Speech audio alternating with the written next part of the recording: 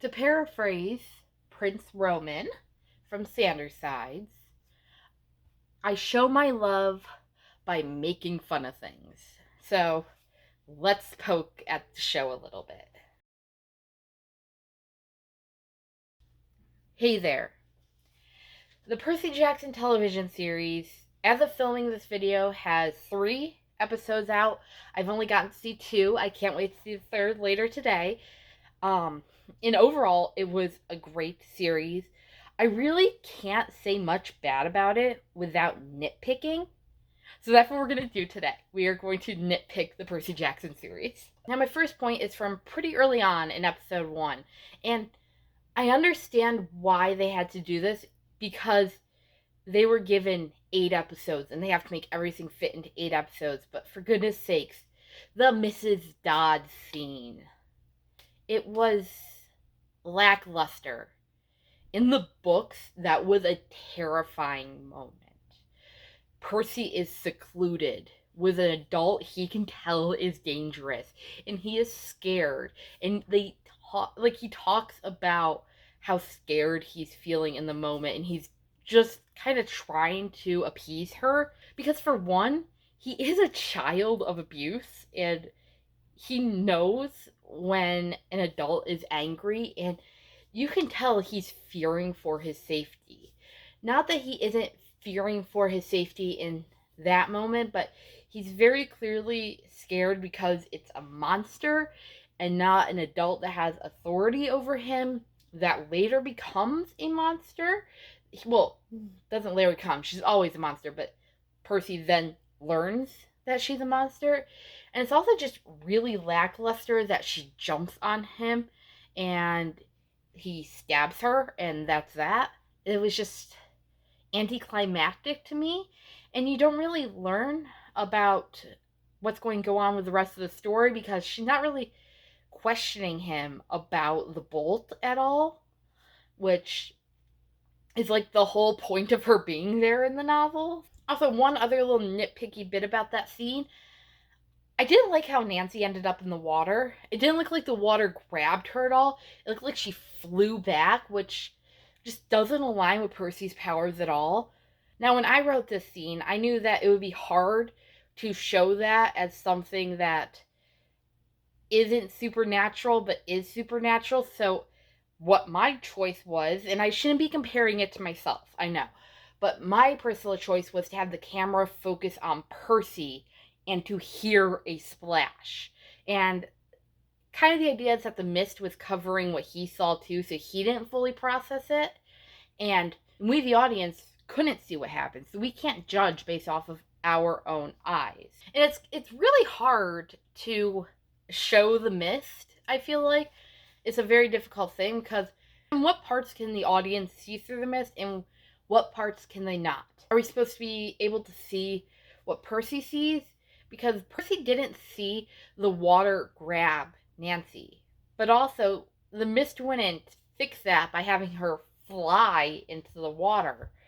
If anything, it might have shown her tripping, or maybe he did think he pushed her and he wasn't sure himself, or maybe he thought that she threw herself in the water, but it's so confusing because was it supposed to be that we didn't see the water grab her because the mist was covering it? Because if that's the case, it should have been something much more mundane than a human randomly flying up and falling into the water. And that's enough nitpicking on that scene. Now, the rest of these are going to be pretty minor compared to that. Because, like I said, there's not a lot for me to nitpick because any changes that were made kind of just made sense to me. When the dream first happened for Percy, I thought that I was going to complain about that for a while because it was a weird thing to put out of order, but I understood why after we realized that there's not a chance for him to actually fall asleep at the cabin. So they needed him to fall asleep in the car, but I didn't even realize he was falling asleep. We were thrown right into the dream, so it confused me at first. I also feel like the dream lost a lot of its symbolism, but we're early in the series, so We may learn more about that symbolism as we go on. It's probably just changed a bit, or maybe it was gotten rid of altogether. It's not inherently important, but it is nice to have symbolism every once in a while. Probably the biggest issue I had that is also very much a me issue is how they show dyslexia.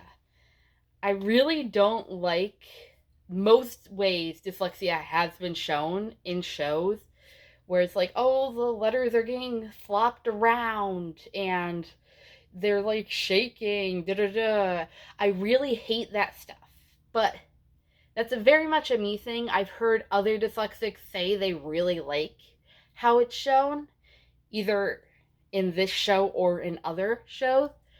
I just personally have a problem with how dyslexia is shown because it's not a visual issue, and when you try to show it as a visual, you're gonna get stuff wrong. Fun little fact about me, as a kid, I did not understand how I could possibly have dyslexia because the words weren't moving around for me. I didn't understand that that was just a way to explain it to non-dyslexics. I would literally stare at a piece of paper with writing on it and wait to watch the letters move around, and it never happened, and I was so confused as to why I was dyslexic if the letters were not moving around. It's because they don't actually move around.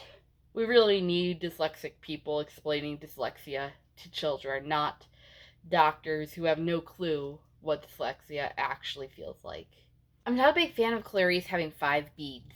It it's never said in the novel how many beads she has, aside from Luke, Annabeth, and Percy.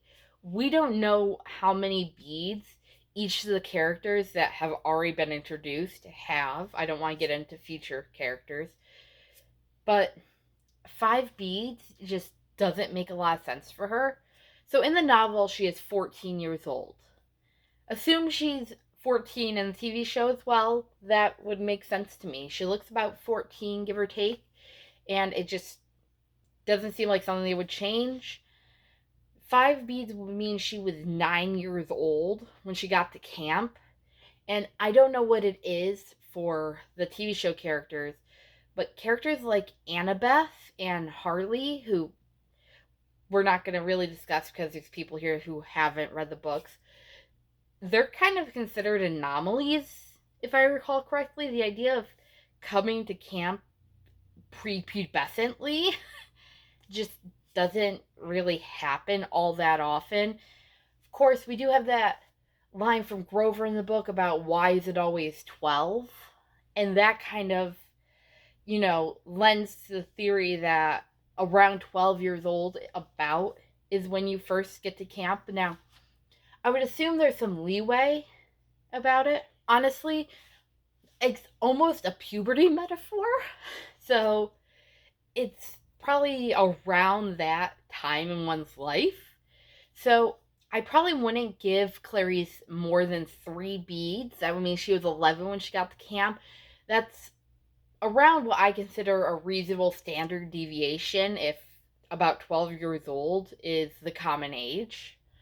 And that would give her enough time to establish herself for how important she is at camp. So I would have went with 3 beads, not 5. That is a personal decision I would have made. Especially, I feel like people that are younger, campers that are younger, should have less beads overall. Because Annabeth having 5 beads is kind of a big deal. At least to me, it's a big deal. Because we're talking about someone who was 7 when they went to camp. So, this is a 7-year-old who was fighting off monsters. Believe it or not, I'm not hugely disappointed in the removal of the Oracle and Percy not getting a prophecy. I can explain that more in probably a future video because, like I said, I want to try and keep this as spoiler-free as possible for anyone who hasn't read the books. I think they can get away with it for now. And it changes the storyline a little bit, not only for the season, but the series. I think they can make it work. I know my friends were a little disappointed not to see the Oracle, and like, I was a little disappointed too because I'd love to know what this Oracle looks like, what they would go with for it, but I think I have an idea that I would personally follow if I was trying to write this. Not it's not like an idea I would have initially went with, but it could serve an interesting potential. I guess we'll just have to see how it all plays out. One more little nitpick I have is how spacious the Hermes cabin feels. In the books, it is a very tight fit. Like, it's the same size as all the other cabins, but it's holding Hermes kids and the unclaimed kids, and it doesn't look that tightly packed. And when Percy's having dinner, they're like sitting fine at the table. I suppose it could be like lunch and not everyone's eating, but I didn't really get that vibe from it. It felt like it was dinner time, especially with the offerings happening at the end. And there was like, what, 4 of them at that table? Maybe there was a couple more, I'm just not remembering, but like in the books, Percy is trying his best not to fall off the edge of the bench. And there's a question of why can't they sit at any other table? Why do they all have to sit at the Hermes table? But they kind of got into that a bit more quicker in the TV series, I feel like, explaining where everyone is supposed to be, with the Hermes cabin being for Hermes kids and unclaimed kids. I wish there was a more sense of crowding in the Hermes cabin, because you just don't really feel that at all in the show. It seems pretty okay. Like, I have a feeling everyone in that cabin in the TV show has their own bed, and that's not the case in the books. Percy has to sleep in a sleeping bag with a bunch of other kids also on the ground sleeping in sleeping bags because they just can't fit everyone in the cabin. Overall, I didn't have any real issues with the show. It's flowing very well, albeit a little fast, but that's just what Disney decided to do. And everything fits together to make a cohesive story. All the main parts of the book are present in the TV show, and the changes that were made make a lot of sense. Even if I don't like all of them, I think they make a lot of sense. And I'm not doing this video because I'm angry with how the TV show turned out. Quite the opposite. Like I said in the beginning, I'm making fun of this because I like it. I enjoy the show, and it's fun to poke at the little problems that something has, because no piece of media is ever going to be perfect. For goodness sakes, I read Rick Riordan books, series that involve inconsistent timelines, a transgender horse, and characters' eye color and hair color changing between books. Consistency was never something I was too worried about. And I think this is going to be a really enjoyable series going forward. I can't wait to consume more. So until next time, I will see you later.